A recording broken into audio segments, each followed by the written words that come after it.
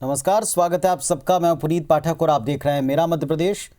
Bharatiya Janata party की fire brand नेता और पूर्व सीएम उमा भारती ने ऐलान कर दिया कि वो प्रदेश में अगले महीने 8 मार्च से शराबबंदी को लेकर अभियान चलाने वाली। इसके पहले भी उमा भारती ने ट्वीट करके इस बाबत बताया था और कहा था पूरी तैयारी है। और अब उमा भारती ने मुख्यमंत्री को एक पत्र लिखा है और अब इसके बाद सियासत तेज है। कांग्रेस ने इस मुद्दे पर सरकार को घेरना शुरू किया तो बीजेपी कह रही कि कांग्रेस इस पर भ्रम फैला रही। कुल मिलाकर शराबबंदी का मुद्दा सबसे बड़ा सियासी केंद्र बन रहा है।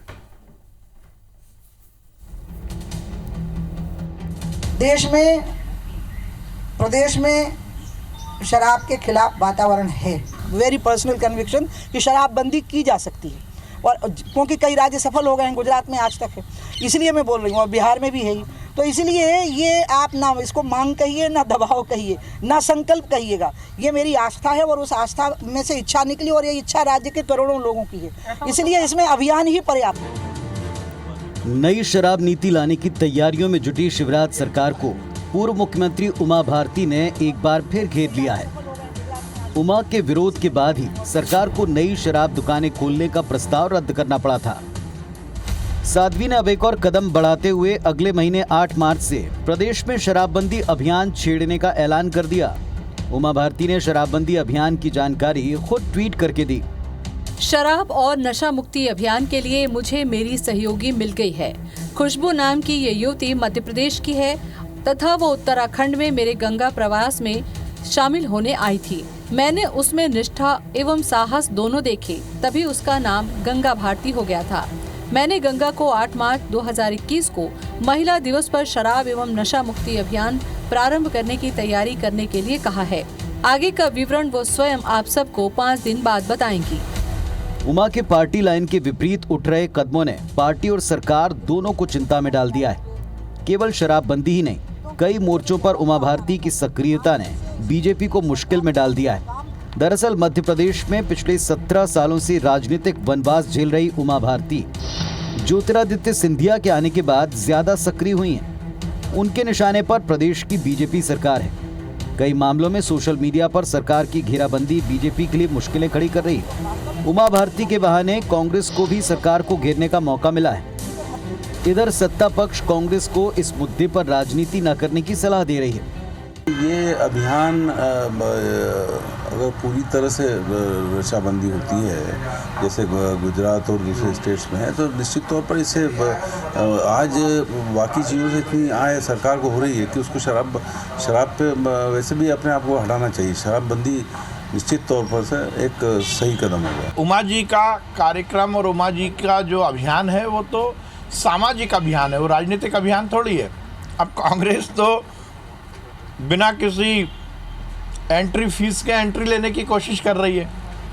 15 महीने आप सरकार में रहे ना, यदि राजनीतिक रूप से बात करते तो फिर आपको निर्णय ले लेना था। बीजेपी की फायर ब्रांड नेता उमा भारती लंबे वक्त के बाद मध्य प्रदेश की राजनीति में सक्रिय दिख रही हैं। करीब 2 दशक बाद एमपी की सियासत में साध्वी की वापसी कई नेताओं के लिए खतरा हो सकती है। उमा भारती की प्रदेश में सक्रियता को एक बार फिर मध्य प्रदेश में उमा युग की वापसी के तौर पर भी देखा जा रहा है। ऐसे में उमा भारती की सक्रियता आगे क्या गुल खिलाएगी, इस पर राजनीतिक पंडितों की नजर है। सुधीर दंडोतिया, IBC 24, भोपाल। मध्य प्रदेश में आम जनता की समस्या को सुलझाने के लिए शिवराज सिंह चौहान ने सीएम हेल्पलाइन की शुरुआत की थी, मगर ये जानकर आपको हैरत होगी कि अब खुद हेल्पलाइन सवालों के घेरे में आ चुकी। दरअसल इंदौर में हेल्पलाइन पर लोग विभिन्न विभागों से संबंधित शिकायतें करते हैं, मगर शिकायतकर्ता के असंतुष्ट होने के बाद भी शिकायत बंद करने की कोशिश की जा रही। इंदौर में 10,800 से ज़्यादा शिकायतें पेंडिंग हैं और इसको लेकर लगातार इंदौर प्रशासन कटघरे में है। सबसे अधिक मामले पिछड़ा वर्ग और अल्पसंख्यक कल्याण विभाग के हैं। सीएम हेल्पलाइन की लंबित शिकायतों की संख्या 10,800 है, जो कि पिछले कंपैरिजन में जबकि 13,500 के आसपास हम लोग पहुंच गए थे, तो पिछले 2 महीनों में सभी विभाग के अधिकारियों ने इसमें काम किया है। पूरे डिपार्टमेंट के अधिकारी, सभी जिलाधिकारी इस बात के लिए प्रयासरत हैं कि आगामी 1 से 1.5 माह में जिले को नंबर टॉप 5 में लाया जाए। गणतंत्र दिवस समारोह नई दिल्ली में मध्य प्रदेश और छत्तीसगढ़ का प्रतिनिधित्व करने वाले एनसीसी और एनएसएस कैडेट्स का मुख्यमंत्री शिवराज सिंह चौहान ने सम्मान किया। भोपाल में मुख्यमंत्री आवास पर इस सम्मान समारोह का आयोजन किया गया। इस दौरान सीएम ने कहा, एनसीसी युवाओं में देशभक्ति, संस्कार, मेहनत, ईमानदारी और अनुशासन विकसित करने का जरिया है। मुख्यमंत्री ने युवाओं में फैलती ड्रग्स की लत को लेकर चिंता जाहिर की। कहा कि एनसीसी और एनएसएस को अपनी गतिविधियों में नशा मुक्ति अभियान को भी शामिल करना चाहिए।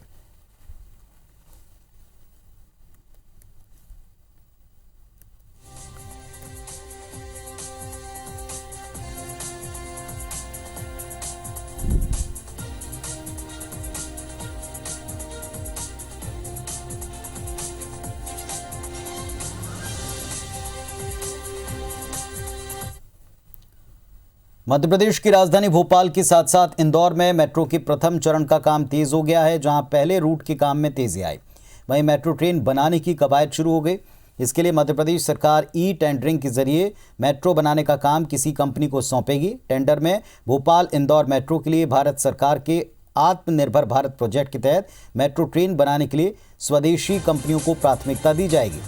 बताया जा रहा है कि टेंडर में मेक इन इंडिया के तहत ये शर्त जोड़ी जा रही है कि स्वदेशी कंपनियां जो मेट्रो का काम करती हैं उन्हें प्राथमिकता देकर टेंडर की प्रक्रिया पूरी की जाएगी।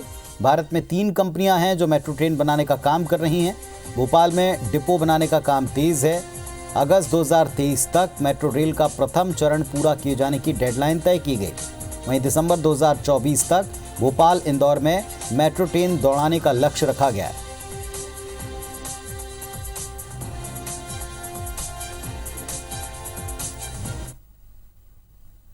राजधानी भोपाल में नगर निगम के लिए अवैध निर्माण हमेशा परेशानी की वजह रहा है। नियमों की विसंगति के चलते निगम हमेशा कार्रवाई में नाकाम रहा, मगर अब नगर निगम भोपाल और जिला प्रशासन नियमों में बदलाव करने जा रहा है। नगर निगम के आंकड़ों में पुराने शहर के 68% ऐसे मकान हैं जहां बिल्डिंग परमिशन नहीं ली गई। इसकी वजह यह कि यहां बने ज़्यादातर मकान 1984 के पहले बने थे, तब निगम से परमिशन लेना ज़रूरी नहीं था। भूमि विकास निगम 1984 लागू होने के बाद बिल्डिंग परमिशन लेना अनिवार्य हुआ और फिर साल 2012 को भूमि विकास अधिनियम संशोधित कर लागू हुआ, जिसके तहत कंपाउंडिंग का प्रावधान किया गया। अब निगम इन मकानों को कंपाउंडिंग कर वैध करना चाहता है। 40% इसमें से अवैध बताए जाते हैं।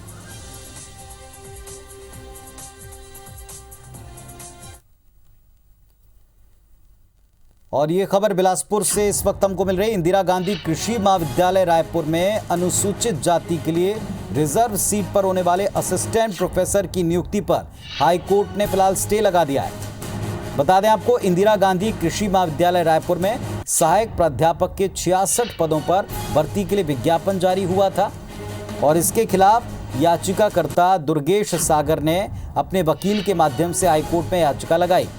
याचिकाकर्ता ने ये कहा है अपनी याचिका में कि विज्ञापन जो जारी किया गया उसको देखते हुए उसने भी असिस्टेंट प्रोफेसर के पद के लिए आवेदन दिया था। इंटरव्यू के बाद महाविद्यालय ने उत्तीर्ण अभ्यर्थियों की लिस्ट जारी की। याचिकाकर्ता ने उत्तीर्ण अभ्यर्थियों की सूची में से अनुसूचित जाति वर्ग में चयनित अनावेदक 3 के चयन को हाईकोर्ट में चैलेंज किया है।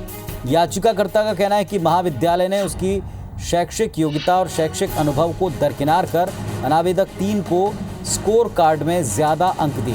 पूरे मामले पर सुनवाई की और जस्टिस गौतम भादुड़ी की एकल पीठ ने अनुसूचित जाति यानी एससी वर्ग के लिए आरक्षित सीट पर असिस्टेंट प्रोफेसर की नियुक्ति पर अगले आदेश तक रोक लगा दी।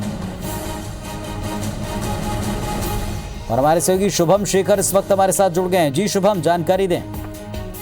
ये पूरा मामला रायपुर के इंदिरा गांधी कृषि विश्वविद्यालय का है, जहां पर अनुसूचित जाति के लिए रिजर्व सीट पर असिस्टेंट प्रोफेसरों की नियुक्ति की जानी थी। इसको लेकर यूनिवर्सिटी के द्वारा 66 पदों पर विज्ञापन जारी किया गया था, जिसको देखते हुए जो याचिकाकर्ता है दुर्गेश सागर ने भी उसमें आवेदन दिया था।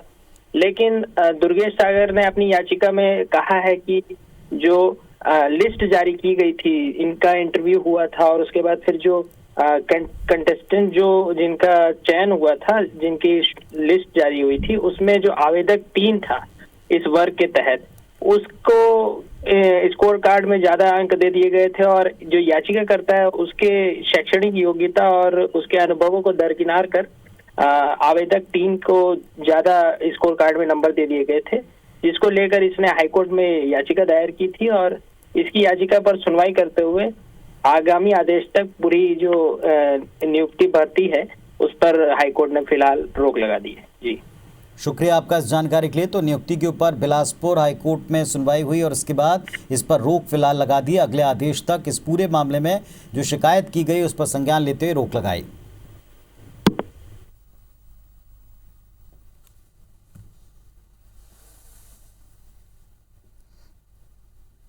तो बिलासपुर हाईकोर्ट ने रोक लगाई है। इंदिरा कृषि विश्वविद्यालय ने 66 पदों के लिए जो विज्ञापन निकाला, अभ्यर्थी दुर्गेश सागर ने इस बाबत याचिका में अपनी शिकायत दर्ज की।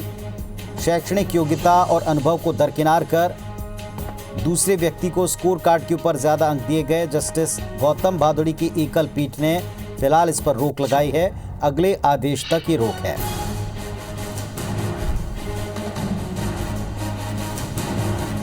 तो बड़ी खबर आपको बता रहे हैं, बिलासपुर से नियुक्ति के ऊपर हाईकोर्ट का स्टे आया है।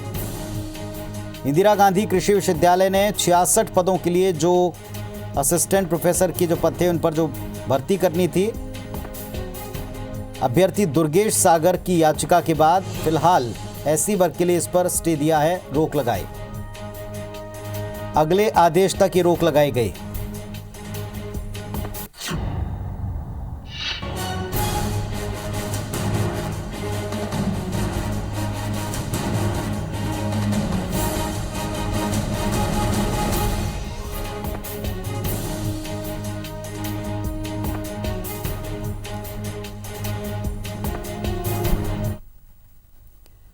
चलिए मध्य प्रदेश की खबरों पर आते हैं। जबलपुर नगर निगम के फायर ब्रिगेड ने आग बुझाने में पिछले 15 साल में तकरीबन 16 लाख रुपए का डीजल फूंका है। जिले की 7 तहसील पर फायर सेवा की राशि बकाया है। साल 2004 से 1 रुपए का भी भुगतान नहीं हुआ। यही वजह है कि फायर ब्रिगेड की राशि बढ़ते बढ़ते 16 लाख तक आ गई। इसे वसूलने के लिए दमकल विभाग अब काफी हलाकान है। परेशान अधिकारियों ने जिला प्रशासन से अब पत्राचार नहीं करने का फैसला किया है। ग्रामीण क्षेत्रों में बुझाई गई आग के बदले फायर ब्रिगेड को 15 साल में 1 रुपया भी नहीं मिला। निजी संस्थाओं से लेकर सरकारी महकमे तक दमकल विभाग ने करोड़ों रुपए दबा लिए हैं और इसी बात को लेकर विभाग परेशान है। खेतों की आग से लेकर के अन्य ग्रामीण क्षेत्रों की जो आग रहती हैं, जिसमें हमारे यहाँ से फायर की गाड़ियाँ भेजकर हम फायर फाइटिंग करते हैं, उसके लिए जो एक राशि जिला प्रशासन को नगर निगम को देनी होती है वही अभी तक पेंडिंग है। लगभग 16,84,000 के आसपास की एक राशि है। भूमाफिया पर कार्रवाई के साथ अब ग्वालियर प्रशासन शहर की अवैध कॉलोनियों पर कार्रवाई करने जा रहा है। जिला प्रशासन ने अवैध कॉलोनियों को लेकर एक एक्शन प्लान बनाया और इसके तहत 4 स्टेप पर कार्रवाई की जाएगी। पहला नियम, अगर अवैध कॉलोनी पूरी तरह बस गई है तो कॉलोनाइजर को विकास करना पड़ेगा वरना FIR होगी। दूसरा नियम, अवैध कॉलोनी में 10 या 20% मकान बन गए हों तो शेष सभी प्लॉट के क्षेत्र में कॉलम नंबर 3 में निगम का नाम दर्ज कर दिया जाएगा और रजिस्ट्री पर रोक लगा दी जाएगी। निगम ही अब वो प्लॉट बेच पाएगा। तीसरा नियम, एक भी मकान नहीं बना है और अवैध कॉलोनी बसने की तैयारी है तो पूरी ज़मीन को शहर में निगम और गांव में पंचायत को विकास करने का और विक्रय करने के लिए दे दिया जाएगा। हम अवैध कॉलोनियों के लिए दल भी बना दिया है, बहुत सारे प्रकरण भी आ गए। तो जो गलत अवैध कॉलोनियाँ उन पे FIR की कार्रवाई, वहाँ पे प्लाट नीलाम करके और वहाँ पे डेवलपमेंट की कार्रवाई, ये सब कार्रवाई हम करने जा रहे हैं। शहर की देखरेख करने वाले नगर निगम की आर्थिक स्थिति खराब है। बीते 1 साल से नगर निगम के ठेकेदार को करीब 100 करोड़ रुपए का भुगतान अटका पड़ा। बीते 3 महीने में नगर निगम और ठेकेदारों के बीच मामले पर कई बार चर्चा हो चुकी। मामले पर ठेकेदारों ने सिविल शाखा संबंधित में निर्माण कार्यों को रोकने का फैसला किया और इसके शहर में सड़क सुधार, नाले नालियों संबंधित निर्माण के साथ साथ पार्क संबंधित कार्य प्रभावित होंगे। फिलहाल शहर में 110 करोड़ से अधिक के निर्माण कार्य किए जा रहे हैं।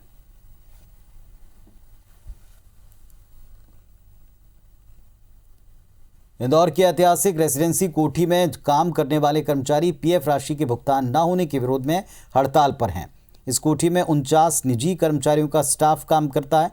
लोक निर्माण विभाग ने कोठी के रखरखाव की जिम्मेदारी रतन एम्पोरियम ग्रुप को दे रखी है, जिसके तहत कंपनी साफ सफाई, मेंटेनेंस, बिजली, हाउसकीपिंग समेत अन्य काम संभालती है। 2016 से कंपनी ने अब तक कर्मचारियों के पीएफ का भुगतान नहीं किया। वहीं 28 फरवरी को कंपनी का 5 साल का ठेका पूरा हो रहा है, जिसका मूल्यांकन विभाग द्वारा नहीं किया गया। पीएफ जो है वो आधा अधूरा कुछ लड़कों का डाला है, बाकी पूरे लड़कों का उन्होंने डाला नहीं है। कंपनी 2016 से यहाँ पे है और उसको में दिया नहीं जा रहा है और आधा अधूरा दिया जा रहा है। हमारा जो पीएफ का जो मेन मैटर है, मेरे को अजय देव शर्मा सर है, यहाँ के प्रोटोकॉल ये है, वो भी 3 महीना का समय दिए थे, लेकिन 3 महीना से ज़्यादा हो गया। सर अभी हमारे मैनेजमेंट का कहना है, जो सीनियर ऑफिसर हैं, कि पीडब्ल्यूडी से कुछ अमाउंट आया नहीं है। 1 करोड़ के आसपास है, 90 लाख ऐसा कुछ है 1 करोड़ के आसपास। जैसे जैसे वो रिलीज़ होगा वैसे वैसे इनका पीएफ का अमाउंट डलता जाएगा। विदिशा के गुलाबगंज का रहने वाला एक किसान अजीबोगरीब ढंग से अपनी फरियाद लेकर कलेक्टर के पास पहुंचा। रकौली गांव के रहने वाले किसान पन्नालाल अहिरबार ने 10 किलोमीटर का सफर सड़क पर दंडवत करते हुए पूरा किया। इस दौरान उनके साथ बुजुर्ग मां और उनकी पत्नी थी। दरअसल किसान का आरोप है कि एसडीएम ऑफिस के एक बाबू ने उससे 30,000 की रिश्वत मांगी, लेकिन देने में असमर्थ होने के चलते बाबू ने उस मामले में उसे उलझा दिया।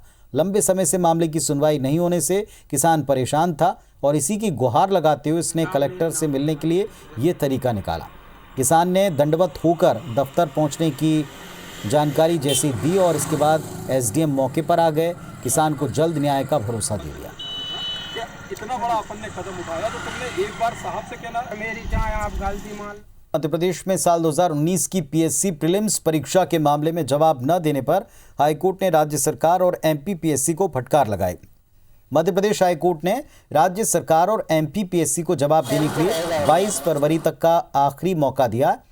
हाईकोर्ट ने कहा कि अगर राज्य सरकार और एमपी पीएससी इसमें जवाब नहीं देती तो 2019 पीएससी पूरी भर्ती प्रक्रिया पर रोक लग सकती है।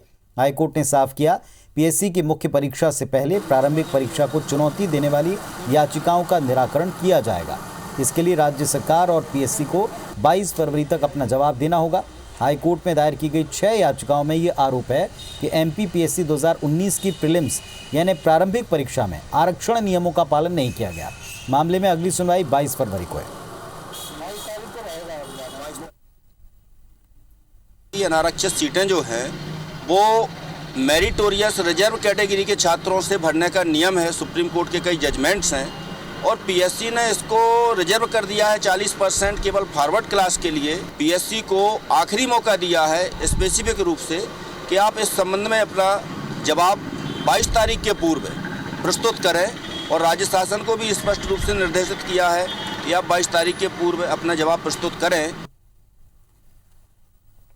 सीहोर में खनन माफिया के हौसले इतने बुलंद हैं कि उसने एक पहाड़ी को खोदकर मैदान में तब्दील कर दिया। मामला नसरुल्लागंज तहसील के निमोड़ा इलाके का है। अब जाकर प्रशासन ने बिंदल कंस्ट्रक्शन पर कार्रवाई की। मौके पर पहुंचे प्रशासन की टीम ने खोदी गई पहाड़ी का माप लेकर मूल्यांकन किया। माइनिंग इंस्पेक्टर संतोष सूर्यवंशी के मुताबिक बिंदल कंस्ट्रक्शन कन्नौद के करीब 84,000 घन मीटर अवैध उत्खनन किया गया, जिसमें करीब 12.5 करोड़ का जुर्माना लगाया जा सकता है। पूरे मामले में अब कलेक्टर के सामने इस प्रकरण को लाया गया है। आगे इसमें कार्रवाई होगी। शिकायतकर्ताओं के द्वारा लगातार शिकायत आ रही थी कि वहां पर अवैध उत्खनन हो रहा है। राजस्व, पुलिस और माइनिंग की संयुक्त टीम द्वारा कार्रवाई की गई और संयुक्त अमले में ने वहां पर जांच की तो जांच में अवैध उत्खनन पाया गया है।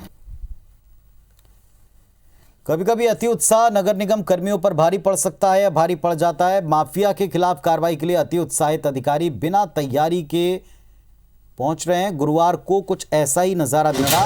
निगम के अधिकारी गैंगस्टर और एनएसए के पूर्व आरोपी अब्दुल रज्जाक के स्वामित्व वाली बिल्डिंग को तोड़ने के लिए रसल चौक पहुंचे।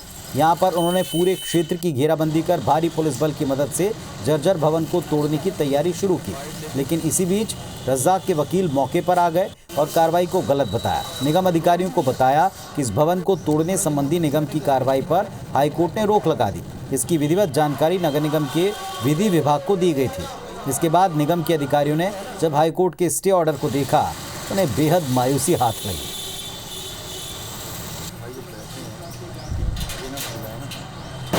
हाईकोर्ट ने उसमें यथास्थिति के आदेश दिए थे, उसी के पालन में इनके आदेश की कॉपी इनको कम्युनिकेट कर चुके थे, लेकिन मिसकम्युनिकेशन के कारण ये लोग यहाँ उपस्थित हुए, जिन्हें दिखाया गया कि ये हाईकोर्ट से इसमें यथास्थिति का आदेश है, तो उन्होंने कार्रवाई नहीं किया, वाइज ये कार्रवाई करने के लिए भी आए। उनके वकीलों ने कुछ कागजात दिखाए हैं, उन कागजों पर हमारे वकील और हमारे लॉ सेक्शन के अधिकारी, लॉ ऑफिसर, ये लोग उनका परीक्षण कर रहे हैं और जैसा भी निर्णय लेंगे उसके मुताबिक हम कार्रवाई करेंगे।